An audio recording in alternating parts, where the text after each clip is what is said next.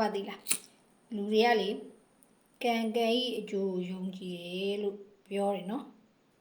အဲ့ဒါလေသူကကောင်းကံကိုပဲယုံတာသိလားကောင်းတဲ့ကံဖြစ်မယ်ဆိုတာကိုပဲသူတို့စိတ်ထဲမှာယုံကြည်ကြတာပူများတယ်ဟာငါလှူလိုက်တယ်လိုက်တယ်ငါတော့လှူလိုက်တယ်ဘယ်ဟာလေးတော့လုပ်လိုက်တယ်ငါကောင်းတာတွေဖြစ်လာမှာပဲဆိုတာကိုယုံတယ်အဲ့ကံကံဤအကျိုးမှာကောင်းတာလုပ်ရင်ကောင်းတာဖြစ်မှာယုံတယ်ဘယ်မှာသွားပြီးအားနေလေဆိုတော့မကောင်းတာလို့မကောင်းတာဖြစ်မယ်ဆိုတဲ့နေရာကိုသူတို့ကအားနေသွားကြတယ်လူများသူတစ်ပါးအပေါ်မှာအတွေးကြံပြောနော်အဲ့ဒီခါကြီးမကောင်းတာအတွေးတွေတွေးမိတယ်သူတစ်ပါးပျက်စီးအောင်တွေးမိတယ်အဲ့လိုမျိုးတွေတွေးမိရင်ငါလုံးမိရင်ပြောမိရင်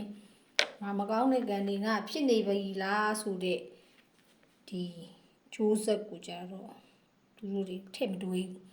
မယုံလို့လေတကယ်နှစ်ကကကံကိန်းယူယုံနေဆိုရင်ကောင်းတာလို့ရင်ကောင်းတာဖြစ်တယ်ကိုလှုပ်လိုက်တဲ့မကောင်းတဲ့ကံတွေရဲ့ဒီအပြောအကြံအတွေးတွေဟာလေမကောင်းတဲ့ကံတွေဖြစ်မယ်ဆိုတာကိုယုံကြည်ရမယ်အဲ့တော့ကံကိန်းယူယုံနေဆိုတာကောင်းတာလို့ကောင်းတာဖြစ်တာကိုပဲယုံလို့မရဘူးမကောင်းတာကိုလုပ်ရင်လေငါမကောင်းတာလုပ်မိတဲ့အတွက်ဒီမကောင်းတဲ့အကျိုးငါသေချာပေါက်ခံစားရမှာပဲဆိုတဲ့အတိအရှိဖို့လိုသေးတယ်လားသဘောတူလားငါပြောတာနော်လူတိုင်းကတွေးတယ်လေမကောင်းတာဟာငါကောင်းငါဘာလို့လွယ်လို့ငါဘလို့ကောင်းတာဖြစ်မှာအဲ့ဒါတော့သူတွေးကြတယ်လားကိုယ့်ရဲ့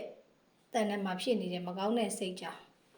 ဟာငါဒါလို့ဒီလိုငါဒီလိုငါဒါလို့မလို့ငါမကောင်းတာဖြစ်မှာပဲဆိုတာကြတော့သူမတွေးမိဘူးလေသိလားယုံကြည်ရင်တွေးမိရမှာလေ